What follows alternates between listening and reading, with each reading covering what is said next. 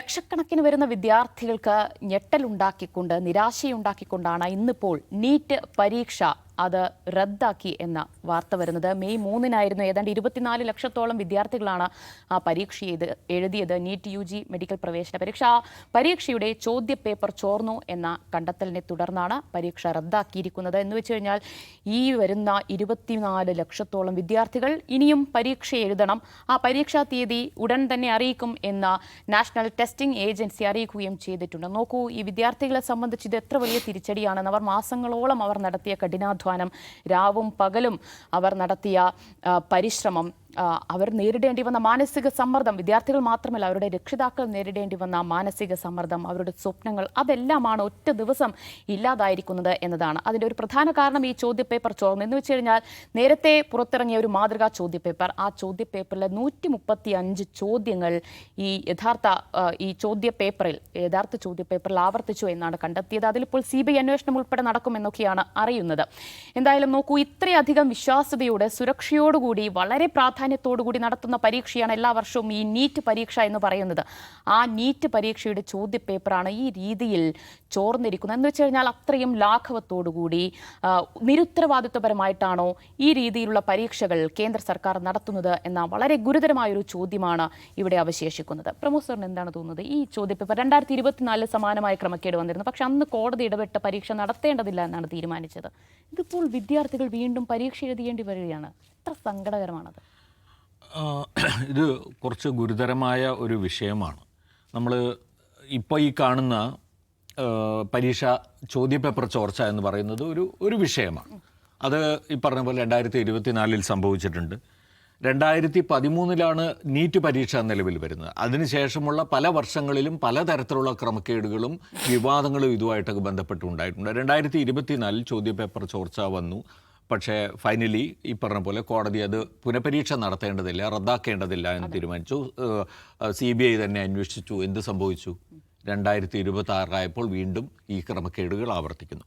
അപ്പോൾ ഇതിന് പിന്നിൽ ഒന്നാമത്തെ കാര്യമെന്ന് പറയുന്നത് ഈ നാഷണൽ ടെസ്റ്റിംഗ് ഏജൻസി എന്ന് പറയുന്ന ഏജൻസിയുടെ അങ്ങേയറ്റത്തെ കെടുകാര്യസ്ഥതയാണ് ഇതിൽ ഒന്നാമത്തെ വിഷയമെന്ന് പറയുന്നത്.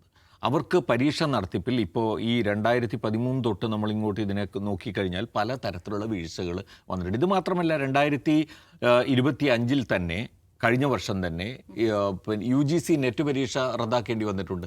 ഇതേ ഏജൻസി നടത്തിയതാണ്.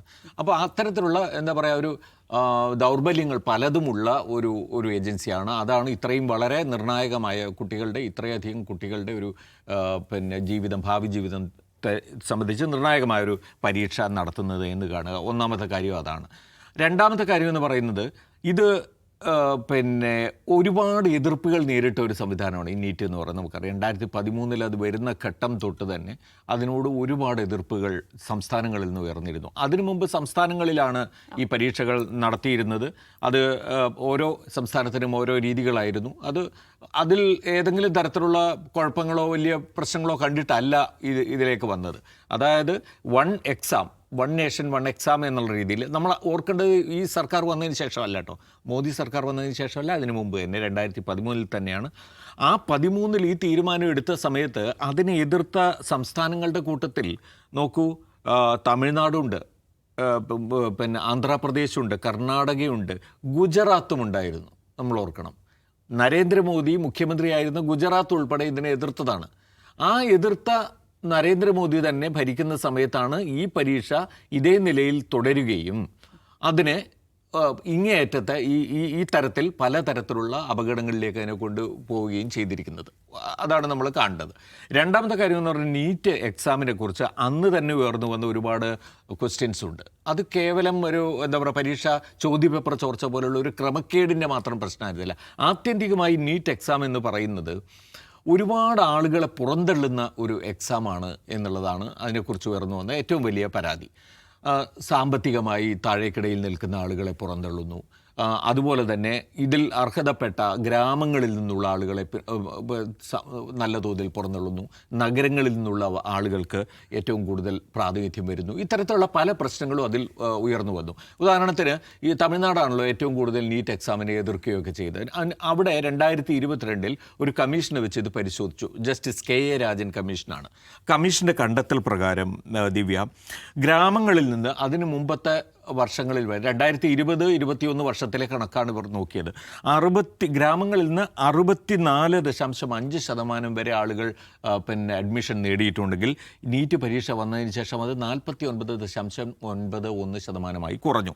നഗരങ്ങളിൽ നിന്ന് 38.55 ആയിരുന്നത് 50% വരെ കൂടി. അതുപോലെ തന്നെ സ്റ്റേറ്റ് സിലബസിൽ നിന്ന് അതിനു മുമ്പ് നീറ്റ് വരുന്നതിന് മുമ്പ് തമിഴ്നാട്ടിലാണ് ഈ പറയുന്നത് 95% വരെ സ്റ്റേറ്റ് സിലബസിലെ കുട്ടികൾക്ക് അഡ്മിഷൻ കിട്ടിയിരുന്നു. അത് 67.2% കുറഞ്ഞു.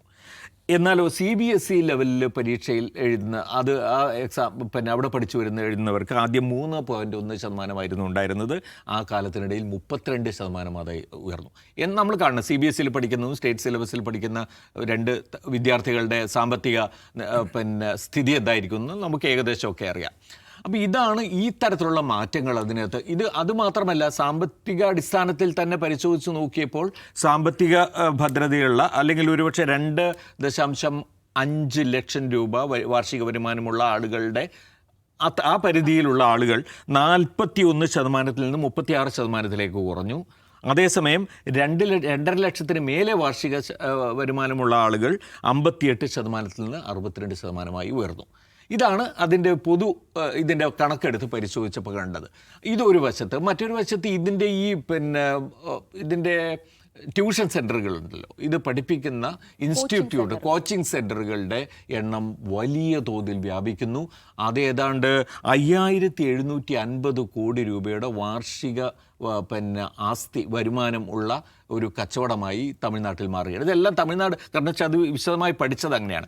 എന്നിട്ട് ഈ പഠിച്ച ഈ റിപ്പോർട്ടിൻ്റെ കോപ്പി ഓരോ ഭാഷയിലാക്കി തമിഴ്നാട് സർക്കാർ അതത് സംസ്ഥാനങ്ങൾക്ക് അയച്ചു കൊടുത്തു.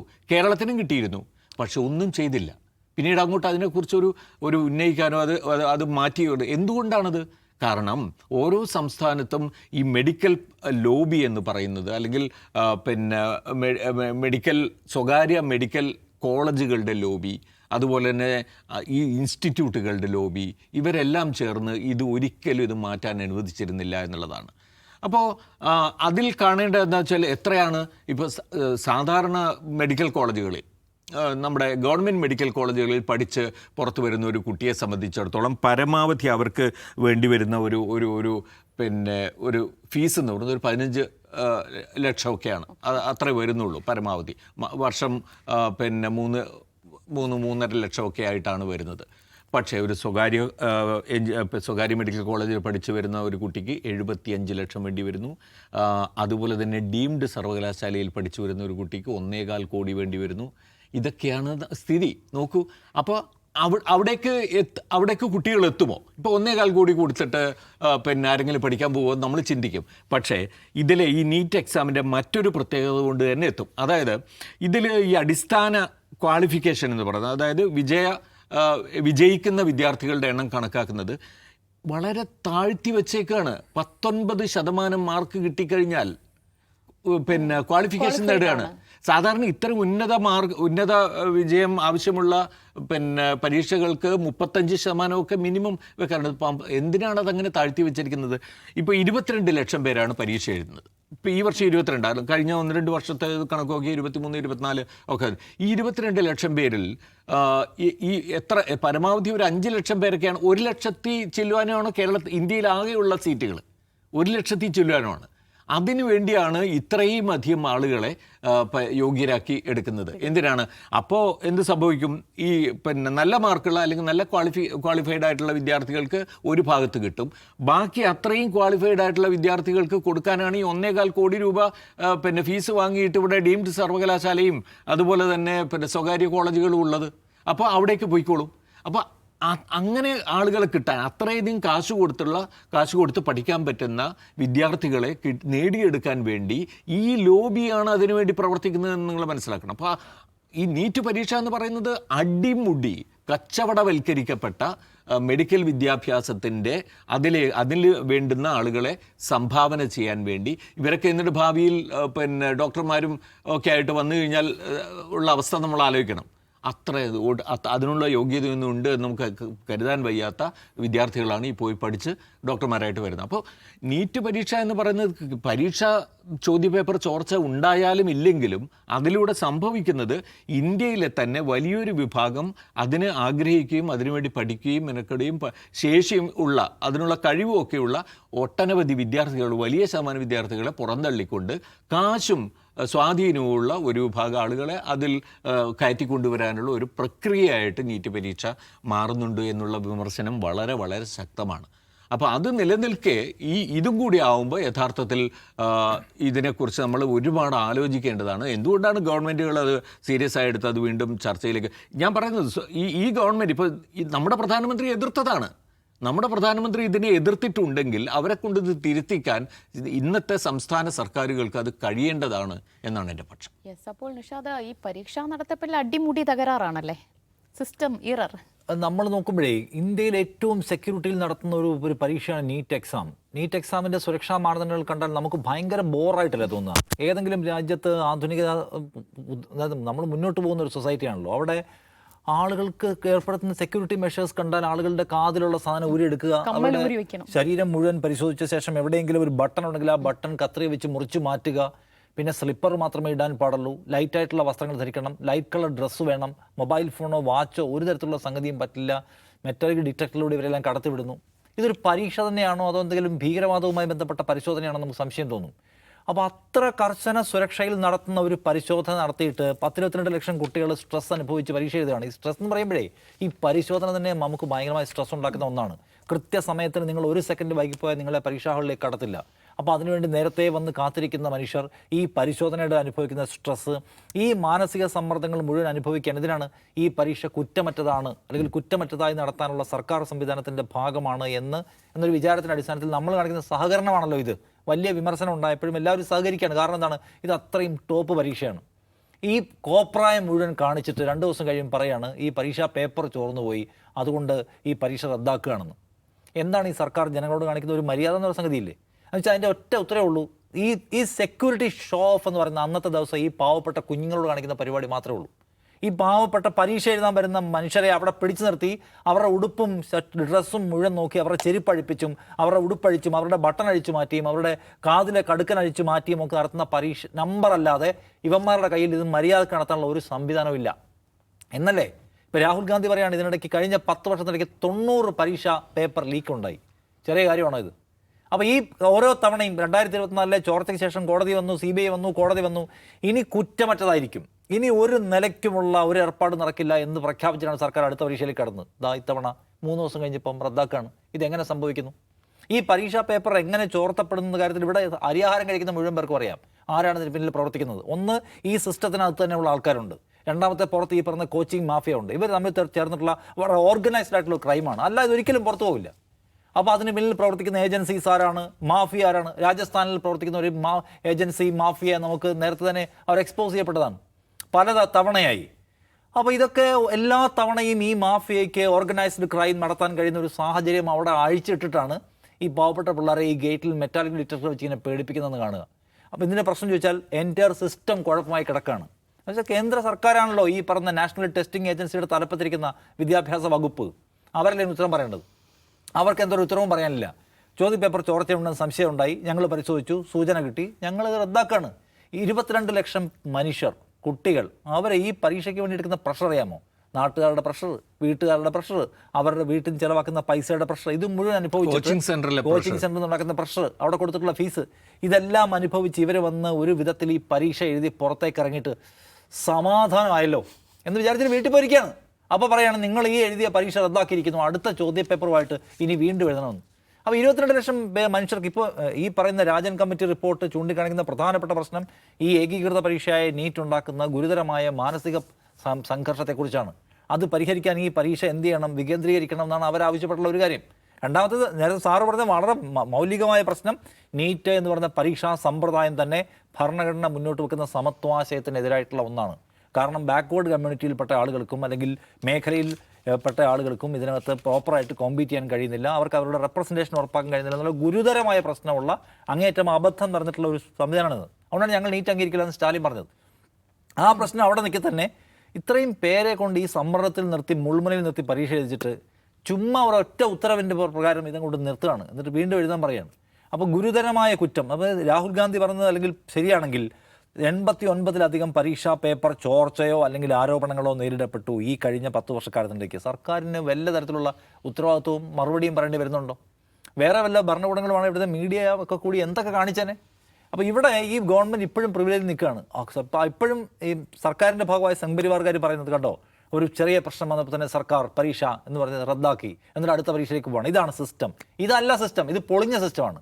എല്ലാ തവണയും പരീക്ഷ റദ്ദാക്കുന്ന ആ ഒരു മികച്ച സിസ്റ്റമാണോ? അല്ല. ആളുകളുടെ മൊത്തം അവരുടെ ഒരു മെൻ്റൽ ഇൻവെസ്റ്റ്മെൻറ്റിനെ മൊത്തം തകർത്ത് തരിപ്പണമാക്കുന്ന പരിപാടി. അപ്പോൾ കംപ്ലീറ്റ് ഈ മേഖല തകരാറിലായിരിക്കുന്നു.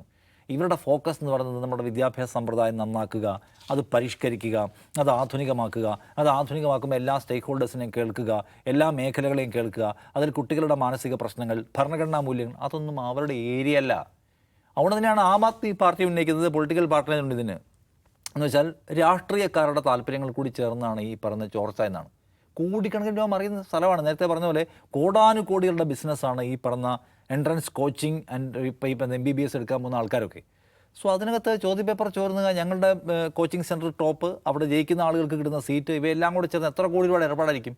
അതിനകത്ത് രാഷ്ട്രീയ രക്ഷാകർതൃത്വം ഇല്ലാതെ വരുമോ? ഒരു തവണ ആവർത്തിക്കാം, ഒരു തവണ ഉണ്ടാവാം, രണ്ടാമത് ഒരു തവണ കൂടി ആവർത്തിക്കാം. ഇത് ആവർത്തിക്കുന്ന ഒരു ചങ്ങല പോലെ തുടരുകയാണെങ്കിൽ അതിനകത്ത് എന്തുണ്ട്?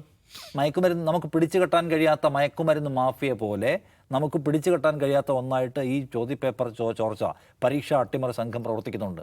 ഭരണകൂടത്തിൻ്റെയും ഭരണകൂടത്തിലുള്ള ആളുകളുടെയും പിന്തുണയില്ലാതെ ഒരു മാഫിയയ്ക്കും ഒരു നിശ്ചിത കാലത്തിനപ്പുറം അതിജീവിക്കാൻ കഴിയില്ല. ആ വലിയ ചോദ്യം ഇത് അവശേഷിപ്പിക്കുന്നുണ്ട്. അതുകൊണ്ട് സർക്കാരിനെ കുറച്ചുകൂടി സീരിയസ് ആയിട്ട് മുൾമുനയിൽ നിർത്തുകയും മറുപടി പറയിപ്പിക്കുകയും ചെയ്യാനുള്ള ബാധ്യത ഇന്ത്യയിലെ പ്രതിപക്ഷത്തിനും മാധ്യമങ്ങൾക്കും ഉണ്ടെന്നാണ് ഞാൻ വിചാരിക്കുന്നത്. സത്യത്തിൽ ഇവിടെ വിദ്യാർത്ഥികളെ കോമാളികളാക്കി മാറ്റിക്കൊണ്ടാണ് ഇവിടെ വീണ്ടും പരീക്ഷ നടത്താൻ തീരുമാനിച്ചിട്ടുള്ളത് എന്നാണ്. പരീക്ഷയിൽ ഒന്നുകൂടി എഴുതിയാൽ പോരെ എന്നൊക്കെ നിങ്ങൾ പറയുമായിരിക്കും. പക്ഷേ ആ ഒരു പരീക്ഷ എഴുതാൻ വിദ്യാർത്ഥികൾ നേരിടേണ്ടി വരുന്ന മാനസിക സമ്മർദ്ദം, വിഷമം, അവരുടെ കഠിനാധ്വാനം, അത് നിങ്ങൾ കാണാതെ പോവുകയാണ്. വൃത്തിയായി പരീക്ഷ നടത്താൻ കഴിയില്ലെങ്കിൽ ആ സംവിധാനം തന്നെ വേണ്ടെന്ന് വയ്ക്കുന്നതാകും നല്ലത്.